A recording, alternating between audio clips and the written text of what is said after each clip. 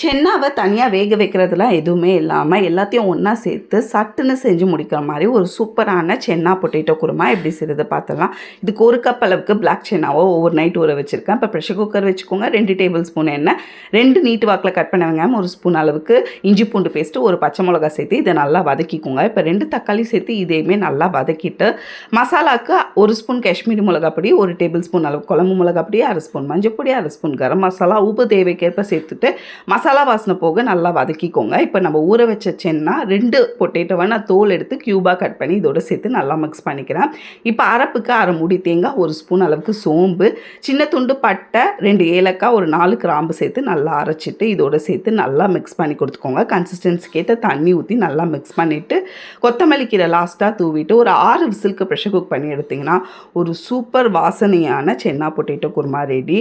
இட்லி, தோசை, சப்பாத்தி, பூரி எல்லாத்துக்கும் சூப்பராக இருக்கும். ட்ரை பண்ணுங்கள். டேஸ்ட்டு அப்படி இருக்கும்.